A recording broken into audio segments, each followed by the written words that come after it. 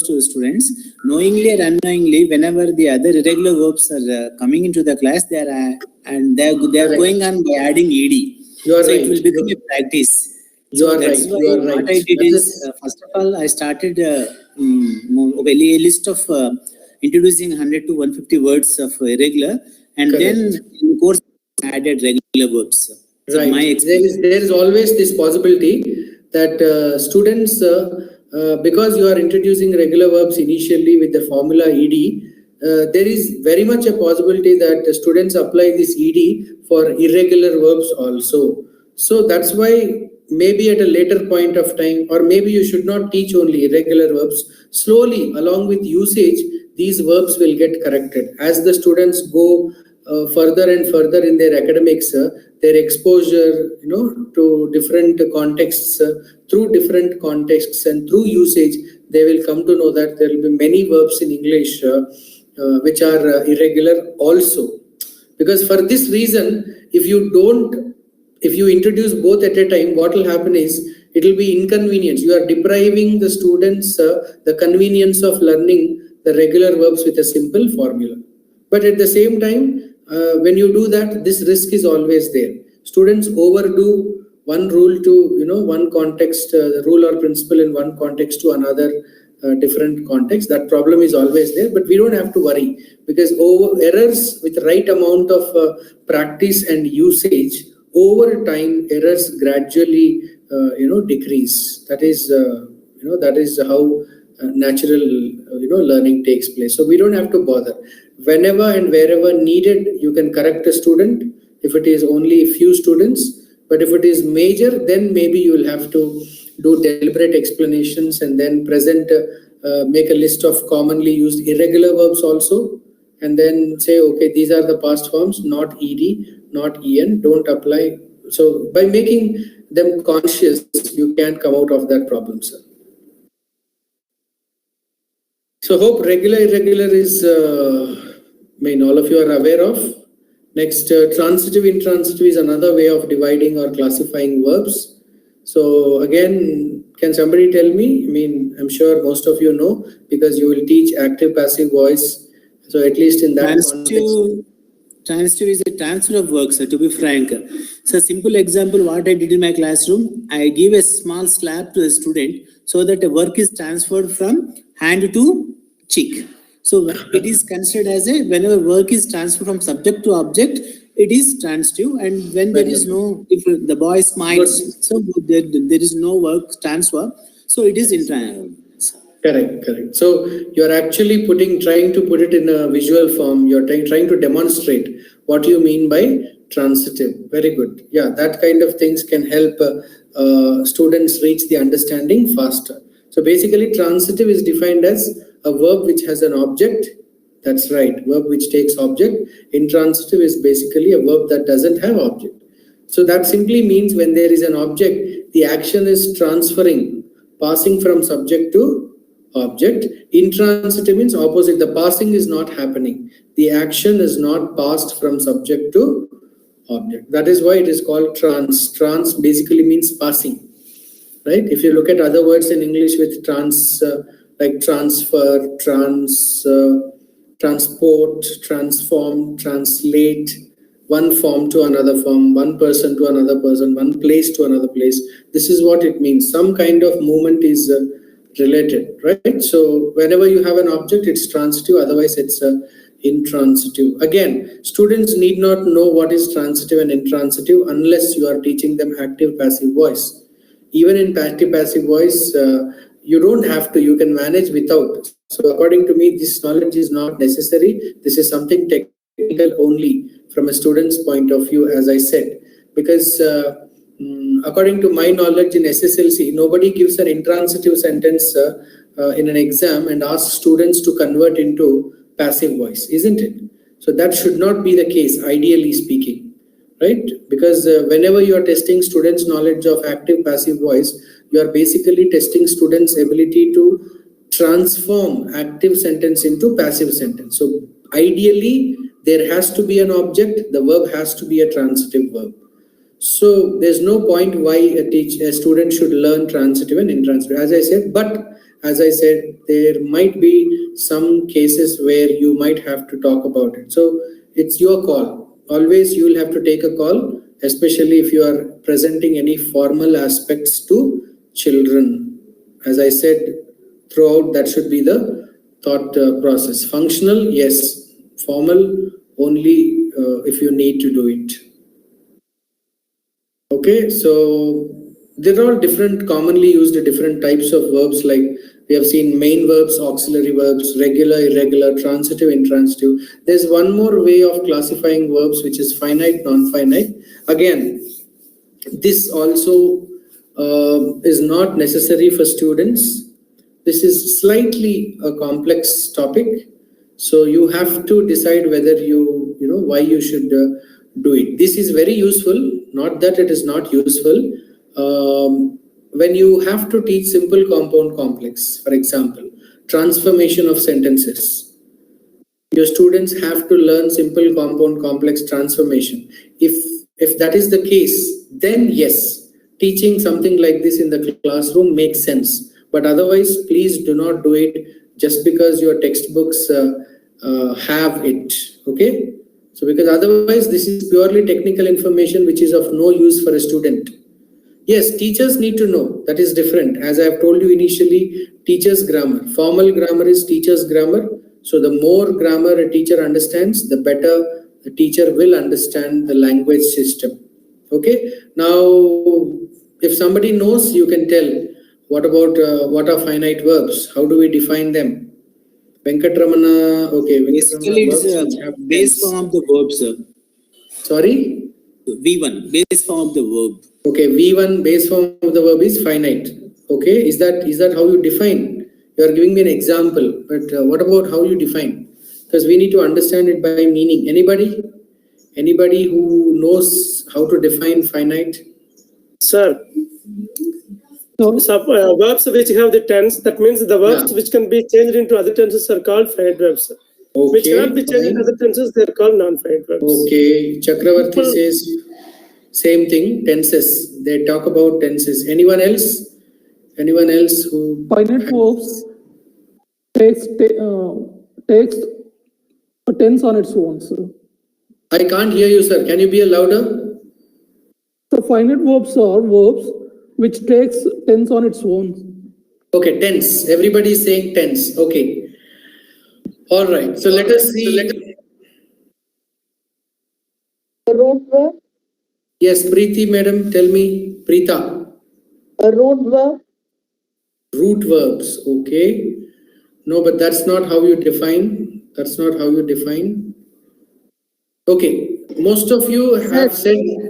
I am asking. Finite verbs are those that have a definite relation with the subject. Okay, good. Sir, finite verbs. You are now unmuted. Sorry, sir. Yes, sir. Tell Vagish, sir. Please tell. Finite verbs are governed by person and number of the subject, sir. Okay, very good, very good. Other people have given half and you have filled the second half. That's right. Thank you. Thank you, sir. Right. Surya Prakash. Right. Surya Prakash. Yeah. Surya Prakash sir says when the sentence is in the simple past tense, the finite verb break changes its form. Okay. Yeah, this is also fine, but it is partially representing the definition, sir. Let us look at how to define. Let us understand. Sir? Yes, Jansi madam, tell me. Sir, finite verbs are in present tense. Okay. All right. Sir, You are right, but again. Kept it safe.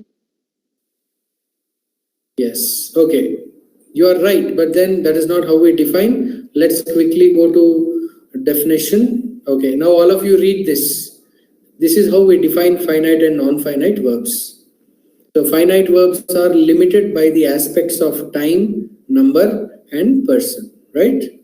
So some of you gave me, but partially you have given. Some of you said only tense. Some of you said number and person, but it is not tense, rather it is time.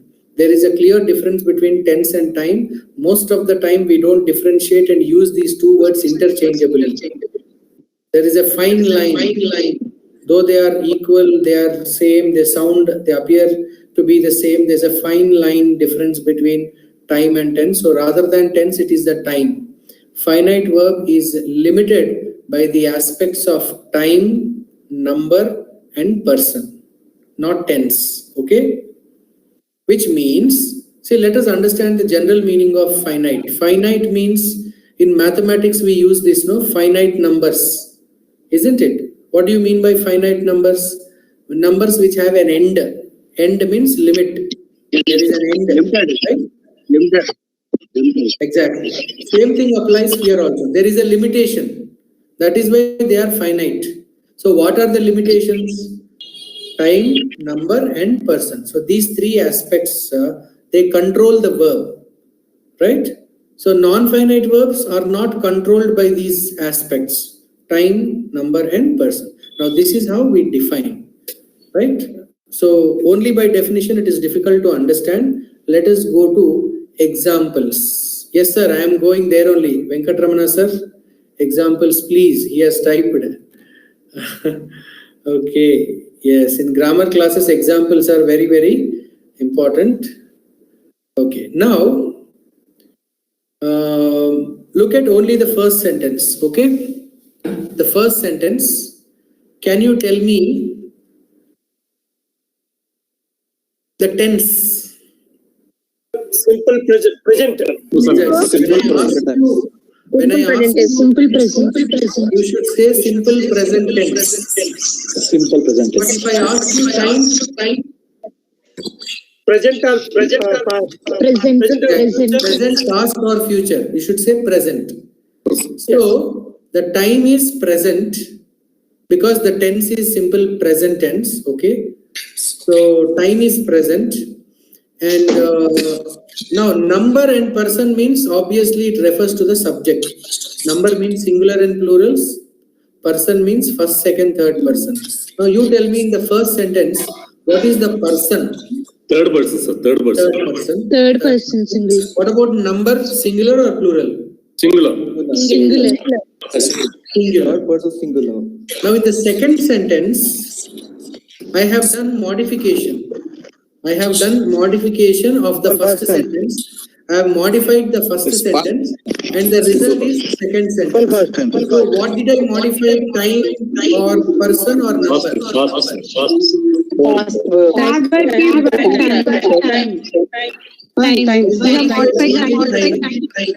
I changed present time into past time. So simple present tense changes to simple past tense, right?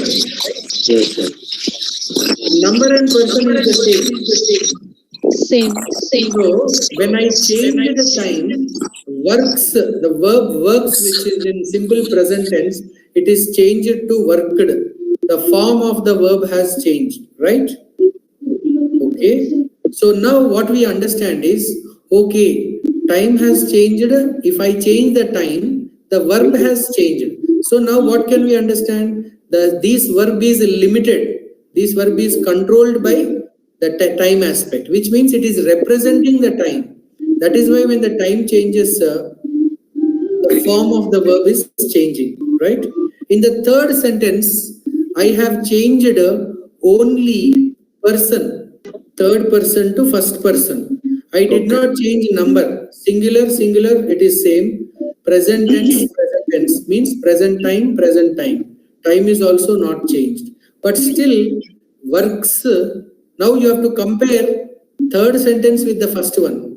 Don't compare third sentence with the second one. First one is the base sentence.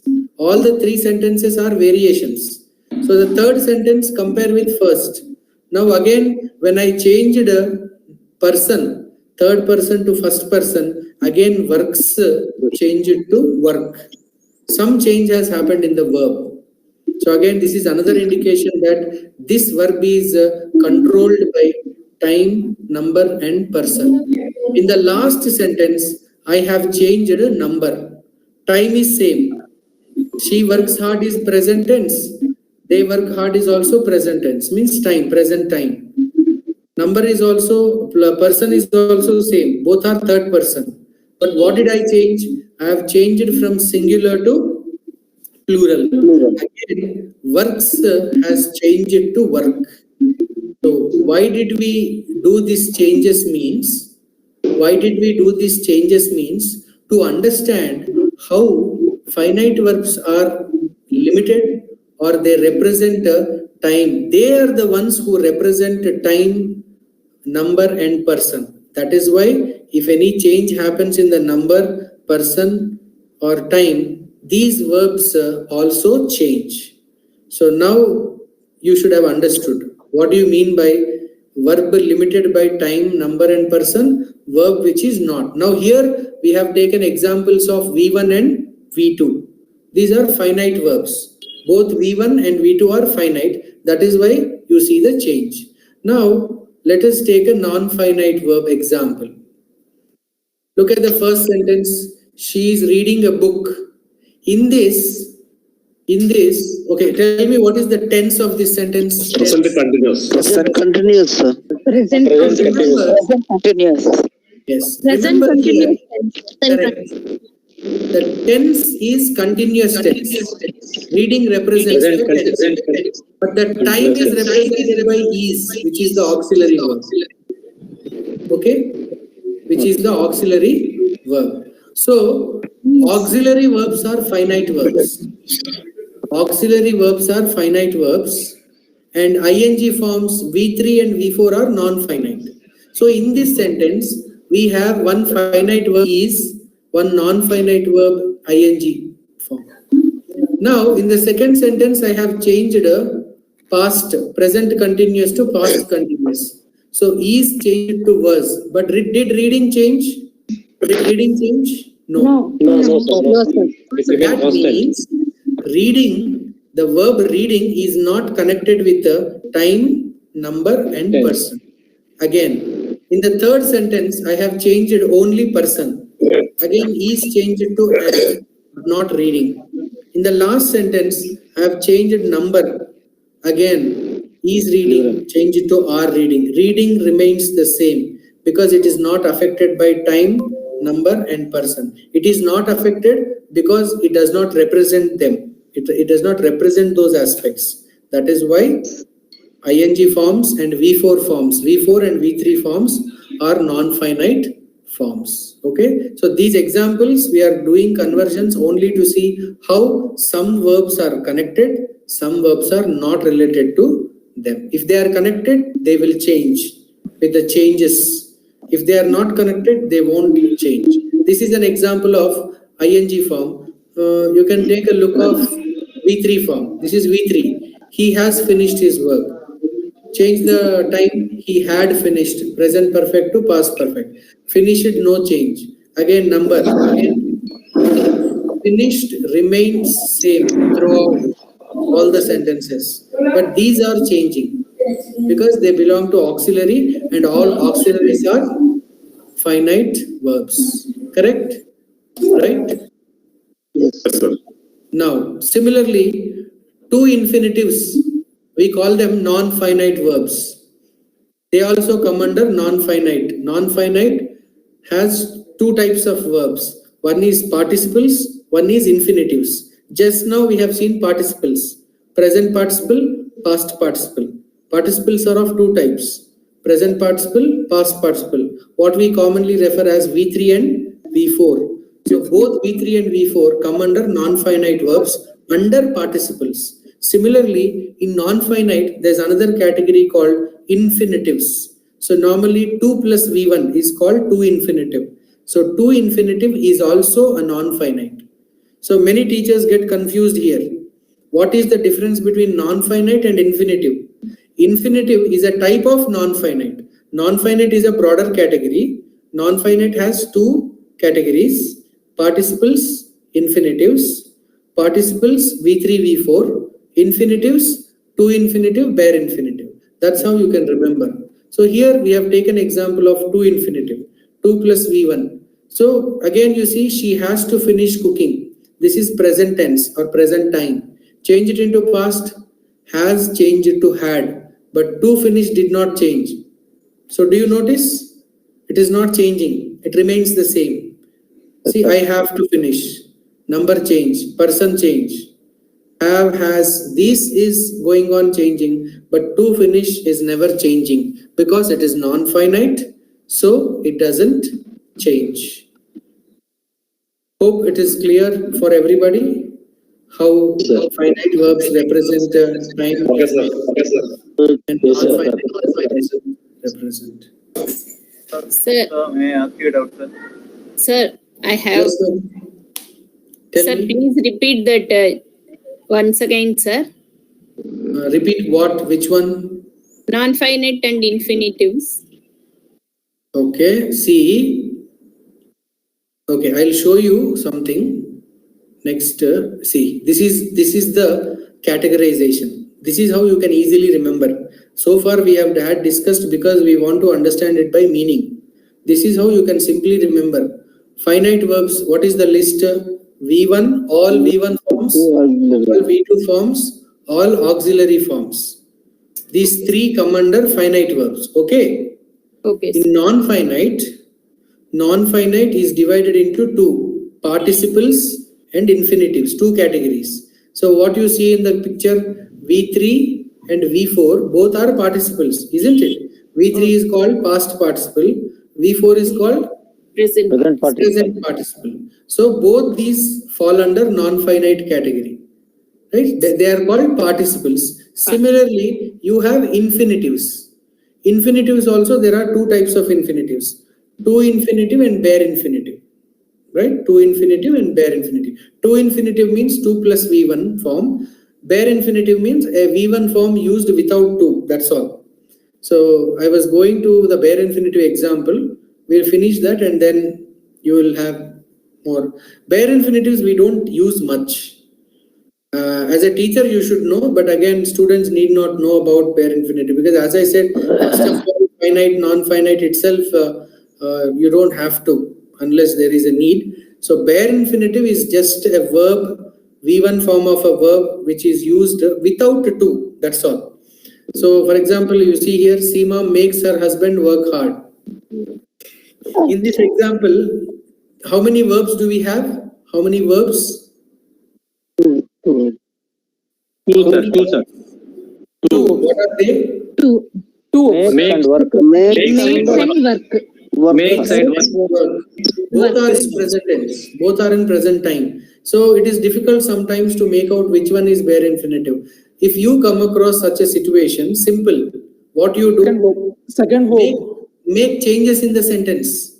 Make changes in the time. Make changes in the number. Make changes in the person. And see which verb is changing. So for example, Seema makes her husband work hard. I will change it into past tense. So what it becomes? Seema made her husband. Made her husband work hard. Makes is changing into made. So that is the made verb, finite verb, and bare infinitive is work. Work is bare infinitive. It is not changing. Okay. So this bare infinitive is limited by the previous verb. Every verb in English cannot take a bare infinitive after it. Okay, this is something to remember. See here, work is bare infinitive. Okay, bare infinitive can be any verb. Any verb. Work, eat, dance, sit, stand. So you can say Seema makes her husband dance. Seema makes her husband cook.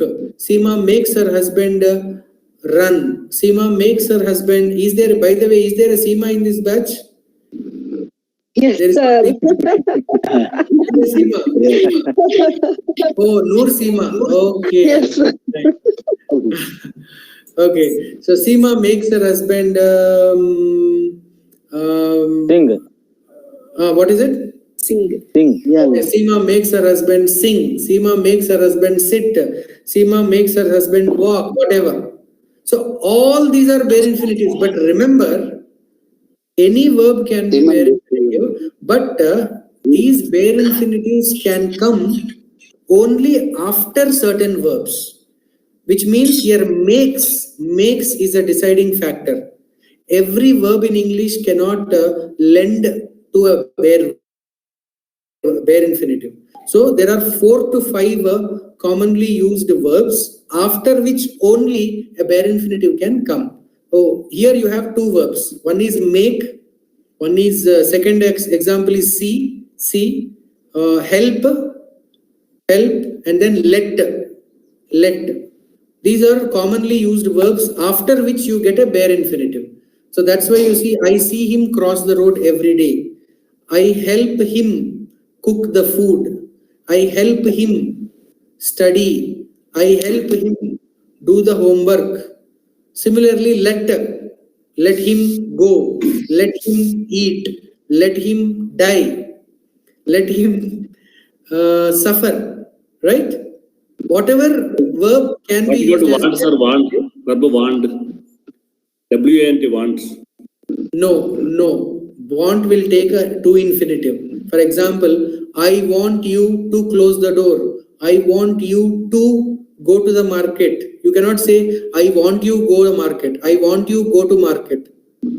Okay, I sir. want you go to market. I want you to go to market.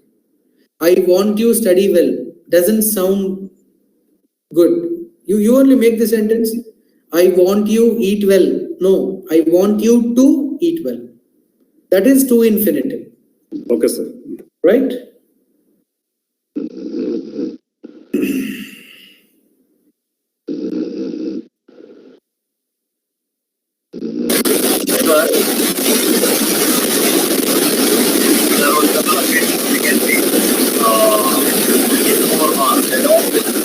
Sir, there is a lot of disturbance. Anup sir, there is a lot of disturbance when you are talking. Maybe you can type in the chat box. You can type in the chat box. Yeah, please type because it's causing a lot of disturbance. There must be some problem with your audio.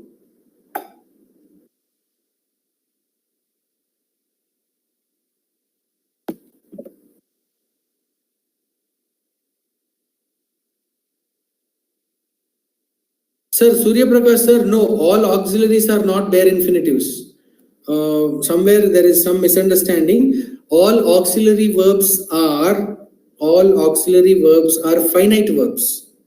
First of all, they are not non-finite, so you cannot call them as bare infinitives. Okay, so they are finite verbs. Yes, finite verbs. For example, see, I can do the work.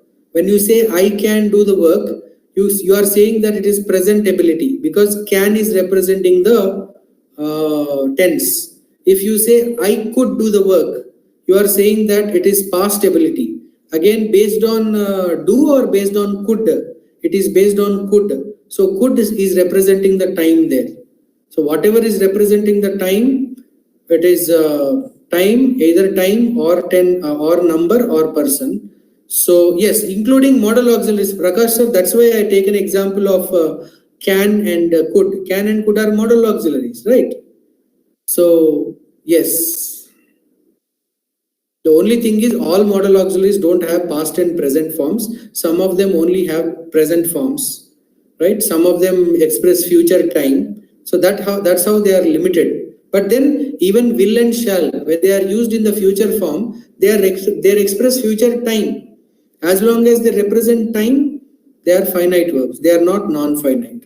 So when it is not non-finite at all, you cannot call it bare infinitive. Okay, bare infinitive will be main verbs like eat, drink, sit, stand. Only thing is they will not be used without a to. Again, when will they not be used without a to means when they come after these four verbs: make, help, see, and let. These are the most commonly used words. There are a few more you can find out. I don't remember them right now.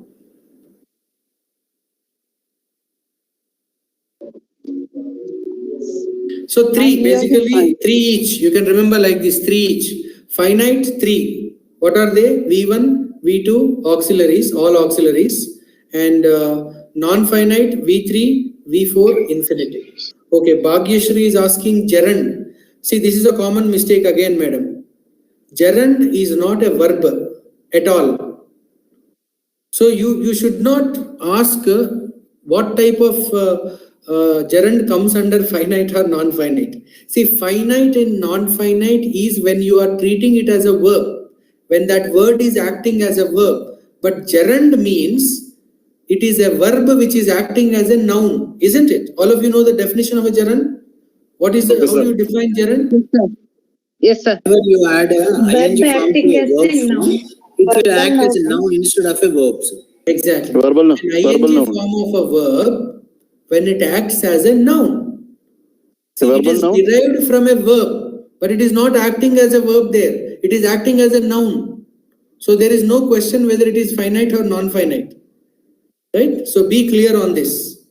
When there is an ing form, see whether that ing form is a verb or a noun. If it is a noun, it is gerund. If it is a verb, then ask this question, finite or non-finite. Naturally, ing form means it is a participle, so it is a non-finite verb. It cannot be finite verb like that. That question itself is a wrong question. Okay, Vagish sir, what is that you're asking? Sir, can we call gerund as verbal noun, sir? Yes, why not?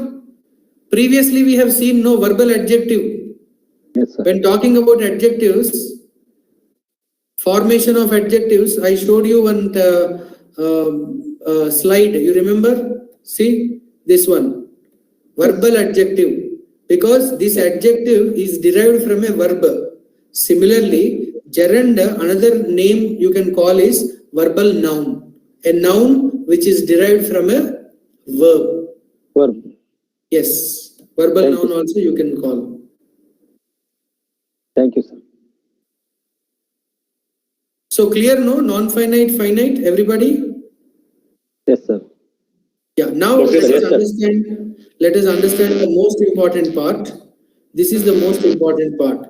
Why a teacher should know, or anybody for that matter, why should a learner know finite and non-finite, and what is the use of learning finite and non-finite? As I told you, you should discuss finite and non-finite with students only when they have to learn transformation of sentences, simple, compound, complex. Otherwise, this is purely useless. That's it. Okay. So now let us see that usage, that function, how this can help. Actually, simple to compound, compound to complex, complex to simple. Whenever you are changing the sentence from one form to another form, basically what is happening is finite and non-finite transformation is happening. That's all.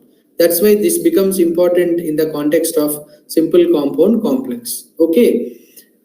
So before we go into the examples, first we should know what is the definition of a clause.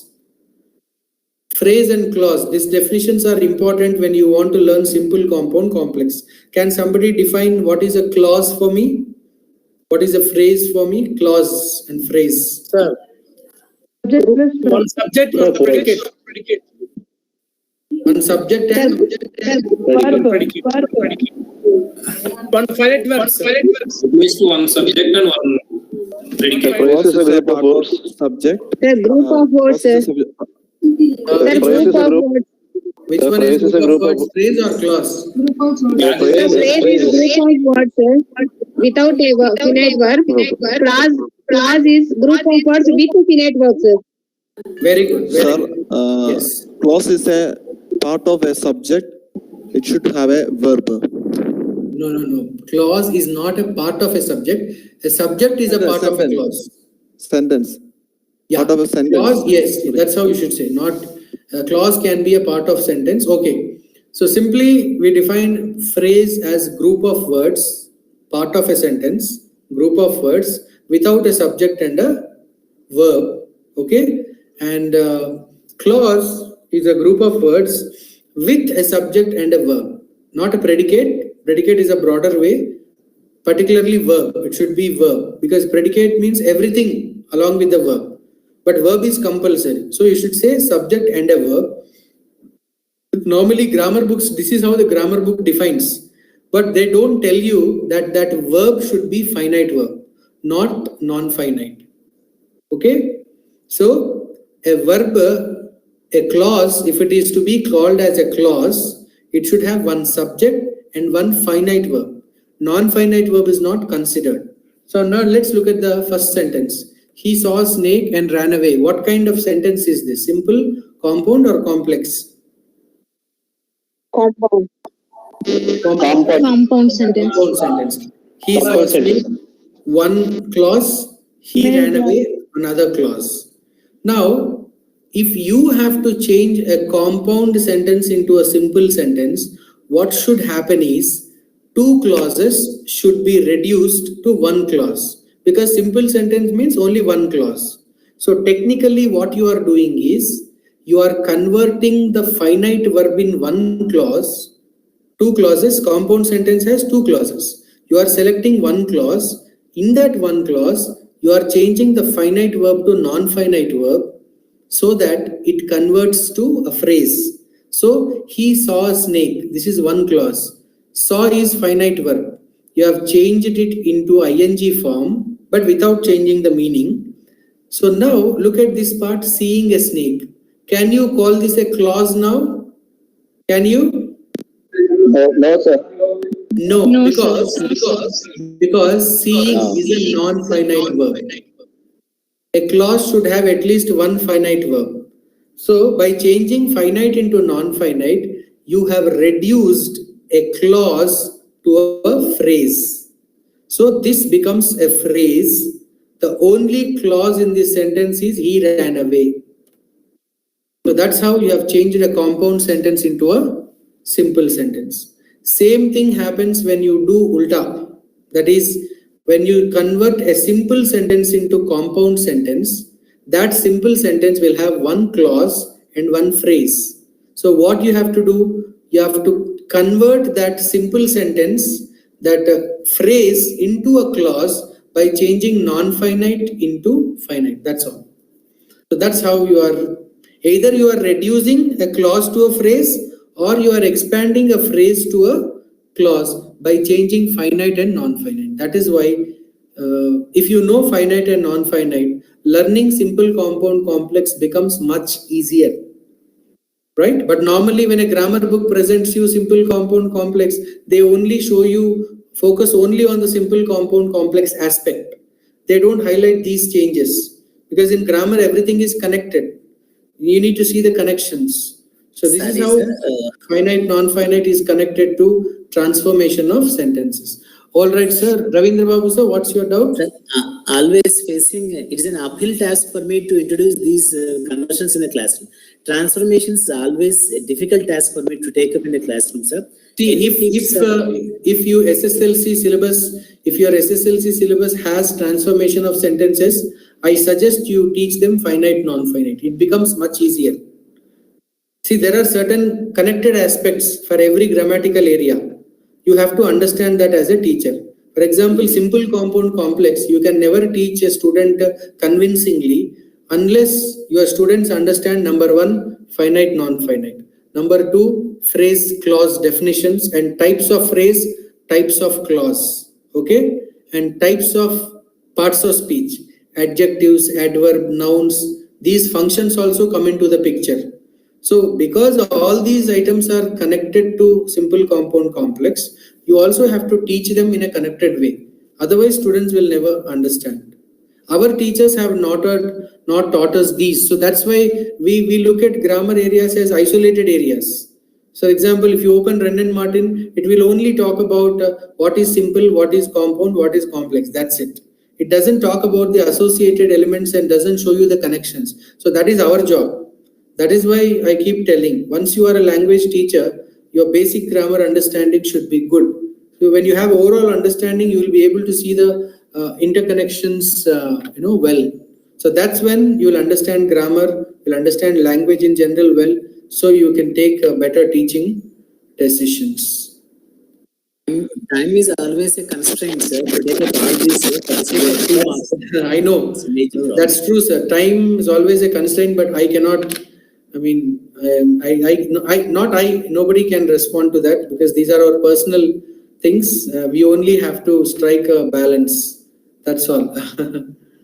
That too, when you are in a large system like government setup, you will have various other problems also. So you will have to figure it out by yourself because your problems are unique, right? Thank you, sir. Thank you. Okay, Chenchaya sir is asking standard grammar book.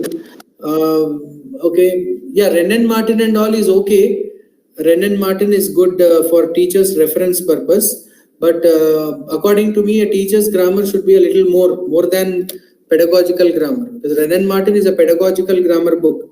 It is created for only Rajendra Paul to some extent is with school students. Explanation, sir. Okay,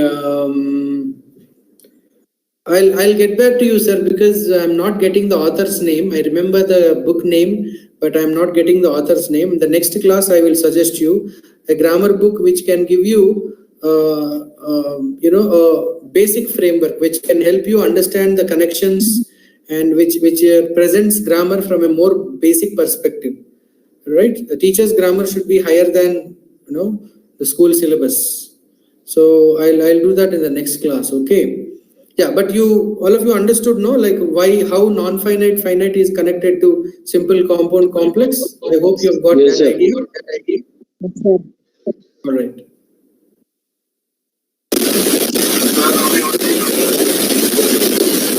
Sir, Anup sir, yeah, again there is a problem. Maybe some problem with your device. Whenever you open microphone, we are getting a lot of disturbance. Please close your microphone. No, it is raining, sir, in Trivandrum. It is raining. Okay, maybe, could be, yeah. Sometimes mobiles have this problem. They won't know, but we can make it out. When you open your microphone, there will be a lot of disturbance. So it's raining in Trivandrum and he's from Trivandrum. Huh? Okay, so could be, possibly it could be. He told, he has written already. Okay. Okay, sir. All right. Yes, sir. I mean, Prakash, sir. See, basically. Excuse me, sir. Yes, sir. Excuse me, sir.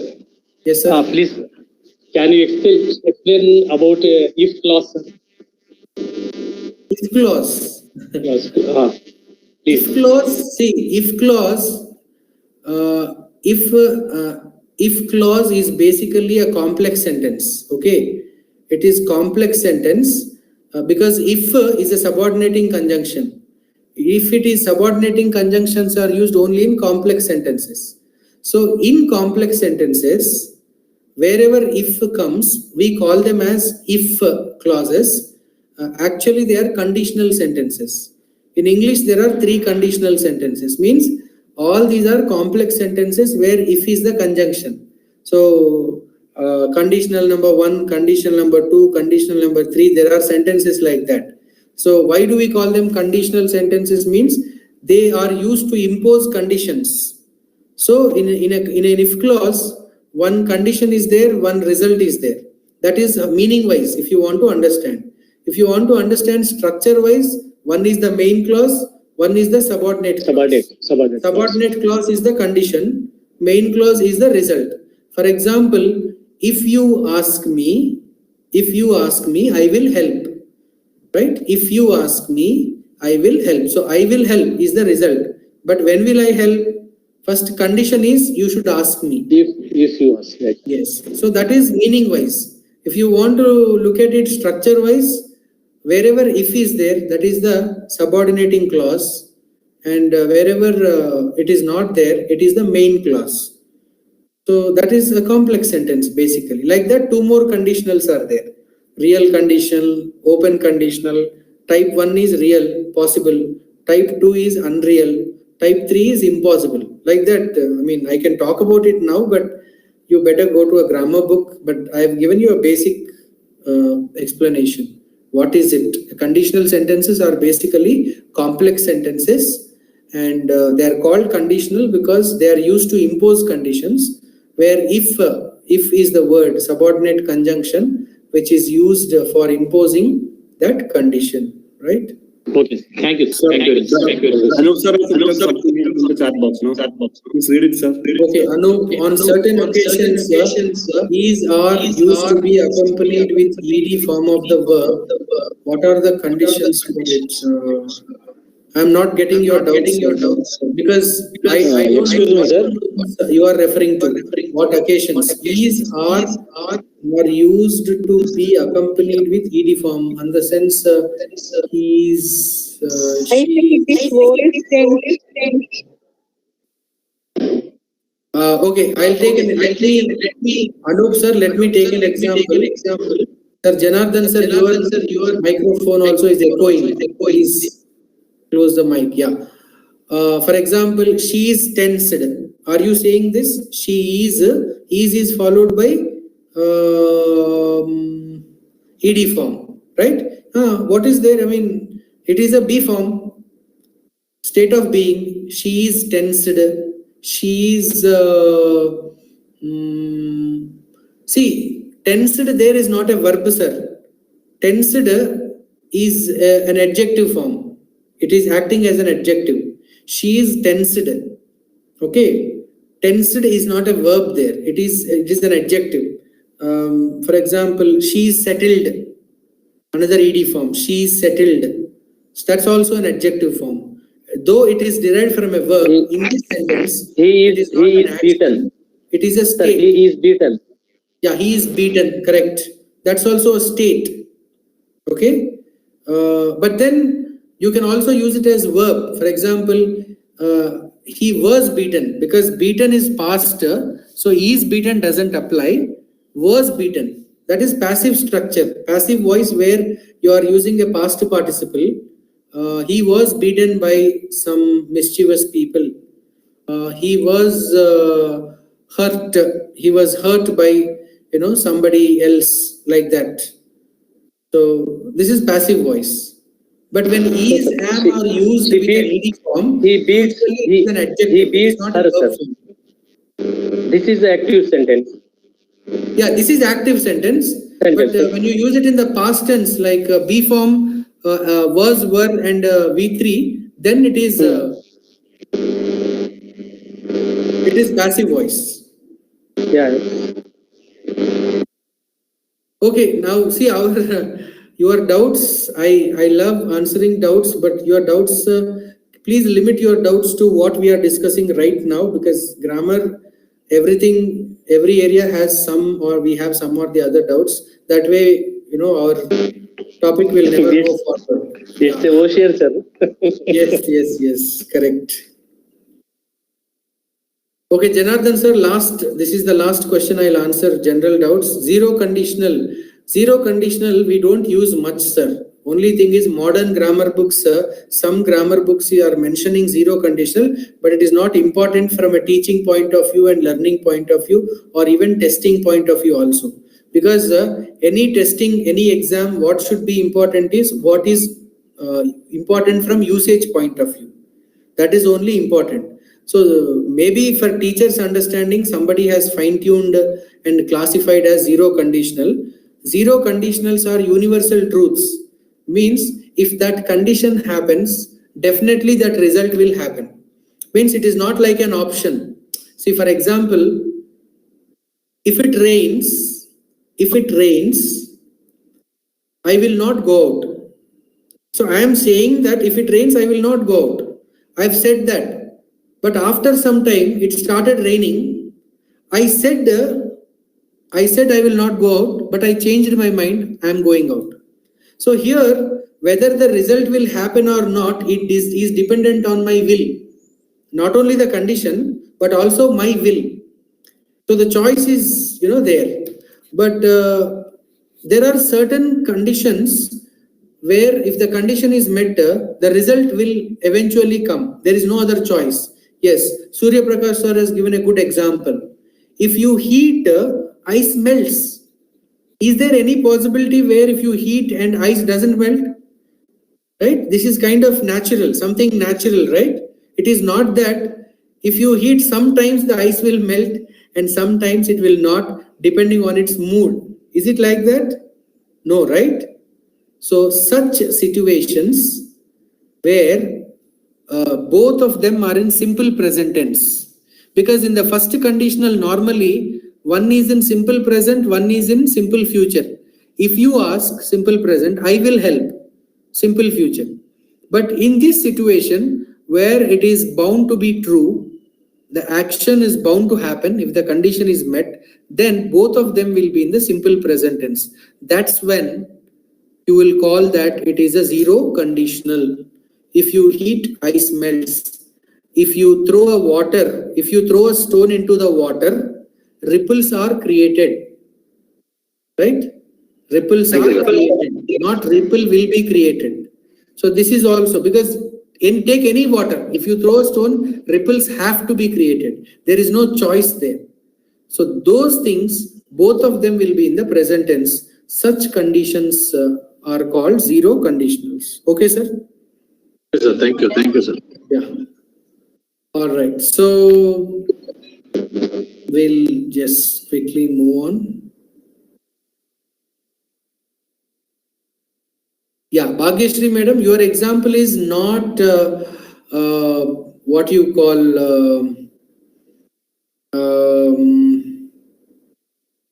not zero conditional, but it is first conditional because one is in simple present, the other is in simple future. This is type 1, not zero conditional. Okay.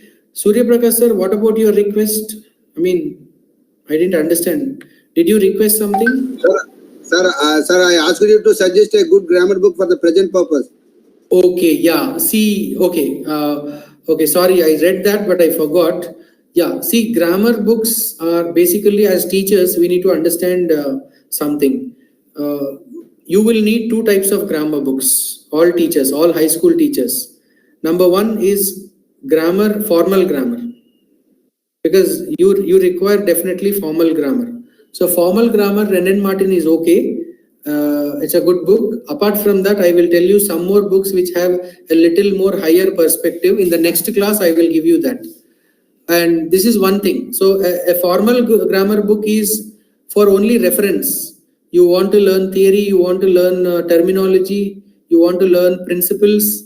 Yes, formal grammar book is what you need, like Renan Martin or Randolph Quirk, Universal Grammar. There is a book called Universal Grammar by Randolph Quirk, Quirk and Greenbaum. So that is also one possibility. But there is even more a better book. I'll get back to you on that. I don't remember the author. Next class I'll message you. On the other hand, functional grammar books. See, these functional grammar books are for improving your own usage and students' usage also. Right? Functional grammar book, best one in the market is Raymond Murphy. Right? Most of you must be familiar, most of you must be already having them. Right? Raymond Murphy's books are famous because they are functional grammar. They don't present you grammar from a formal point of view, theoretical perspective.